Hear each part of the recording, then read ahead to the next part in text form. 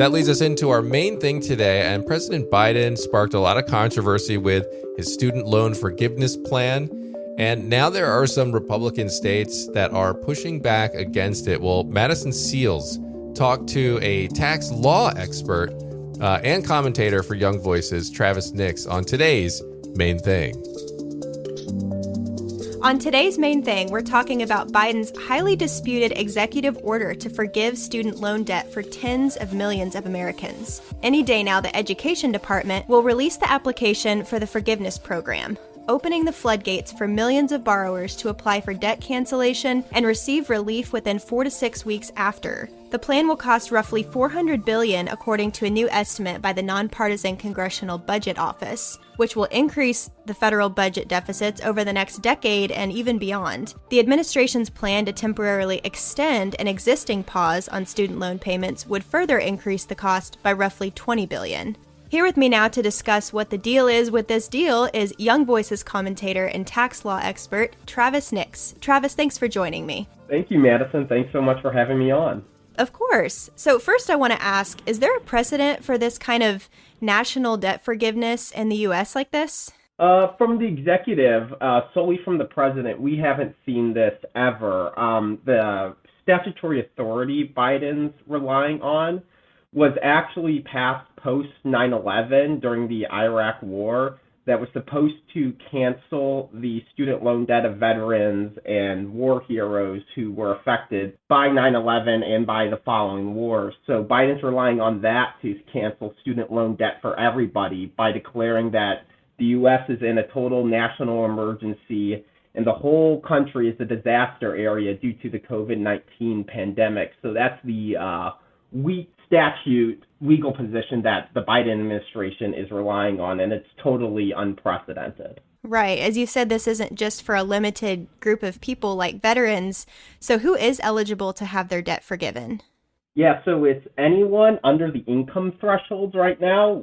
They're eligible for up to $10,000 for normal borrowers or $20,000 for if you receive the Pell Grant, which is a federal program designed to help poor Americans attend colleges. And the income thresholds that you have to meet to be eligible is if you have to make under $125,000 if you're single, or $250,000 combined if you're married with someone. So both of your incomes have to be below that. And it's people are eligible just for their federal loans. So originally it looked like private loans were going to be on the table, but recently the Biden administration released guidance last week saying that private loans were also off the table because they wanted to avoid some lawsuits that could be brought by private loan providers. Because if they would have canceled private loans, it's likely that private loan providers would have sued the administration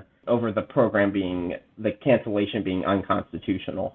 It seems strange that President Biden announced this plan via an executive order, something that's usually reserved for a time of emergency, and six states agree with that, namely Nebraska, Arkansas, Missouri, Iowa, Kansas, and South Carolina, which were the first to allege the Biden administration overstepped its executive powers in going forward with the program. It does seem kind of insignificant, this student loan debt, with all the other economic pressures and world events that are going on right now. So what do you think is behind the push for this now? I think it mainly comes to the activists that we see in the White House. I don't think Biden wanted to do this. He was against it for a very long time, and then this summer we could see him being pushed back. And I think it just comes down to the fact that he has a lot of staffers who are saddled with student loan debt who chose to work in his administration. And I think they're the ones who really pushed him to do this, which caused his 180, because he was against it for, the first year and a half of his presidency. He could have done this under his legal justification at any time. He could have released this executive order, but he was really against it. And now that people are starting to have to pay their student loans because there was no interest going on for a while during the pandemic. And once they started back up the student loan debt cancellation, I think it came from the inside of his administration that people were really pushing him to do this. Yeah, that's an interesting point. All the young people that could be behind this as well that would benefit from it. A total of 7 states, all Republican-led, filed lawsuits against President Biden, Secretary of Education Miguel Cardona, and the Department of Education. What are the repercussions that Republicans are pushing back against?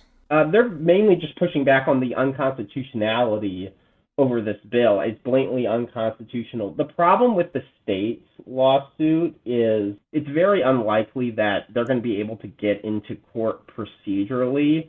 So for a lawsuit to go through, one has to have standing. They have to suffer an irreparable harm. And unfortunately, taxpayers like me and you can't sue the administration saying, that the deficit's going to rise $400 billion. That costs about $2,000 per taxpayer. There was a suit filed in Wisconsin 2 days ago that alleged this fact to justify a lawsuit against the administration. And it was dismissed immediately. It was dismissed yesterday. So 2 days after the lawsuit was filed, it was dismissed. So it's unclear in the state lawsuit who actually, if the states would have standing and the ability procedurally to challenge the lawsuit. So right now it's all about trying to find someone who actually is capable of filing a lawsuit to get it unconstitutional. That's what Republicans are searching for right now. It's clear if Republicans were to take back the House of Representatives, they would have the ability to sue, as this violates separation of powers. But they really don't want to wait for that because obviously it takes them until January to get sworn in. And by that time, thousands, if not millions of Americans will already have had their debt canceled by then. So right now, Republicans are just searching for someone who has the ability to file a lawsuit against the administration. And I want to talk about the taxpayer next, because my husband just paid his college loans off right before the forgiveness, literally like weeks before. And we celebrated that because it was an accomplishment, unlike debt forgiveness, which doesn't actually eliminate debt, as we've talked about, but transfers it to taxpayers. Although I will say that we benefited from the pause on the interest payments that's been in effect for the last couple of years. But it's not that we don't want millions of young Americans to feel the relief that we felt when that burden was finally gone, but we know that it doesn't simply disappear. Someone has to pay for it, and it seems like it's mostly Republicans bringing this important aspect to light. So why do you think this is an issue seemingly split down the political middle? I just think that Republicans are aware of how unfair this whole thing is. Like my brother, he's in the military, he's in the Marine Corps. He's going to get his student loans canceled because he took the sacrifice to defend our country. It's inherently unfair now that he is going to have to pay for this program through either higher taxes, one, or more inflation and higher interest rates, which then affects, everyone's ability to buy a home, purchase a home. And I don't think it's just a Republican issue. I think this is deeply unpopular for anyone who, like your husband, has paid off their student loans and is now going to have to pay through this through higher taxes or higher interest rates and more inflation. So I think the Biden administration politically made a major misstep because I think most Americans know that this is unfair. And I even think the ones who do receive the student loan debt cancellation, they know it's unfair, but they're just most of them are willing just to take the debt write-off and live with the economic consequences that's going to accompany this.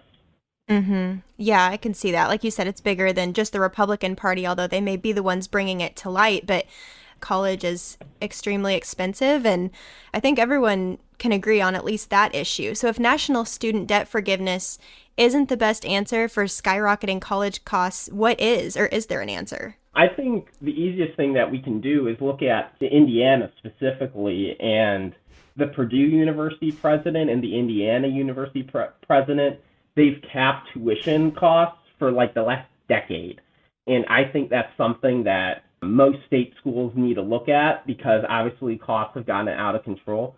We need to look at reforming the student loan programs. Maybe if you have like a major in, let's say, computer science or engineering, high earning potential career fields, maybe you should have a lower interest rate than someone majoring in political science. For example, I think there's so many creative opportunities to lower the cost of education, and just no one's looking into it right now. Well, Travis, that's all we have time for today, but thank you for breaking this topic down for us, and I want to thank your brother for his service as well.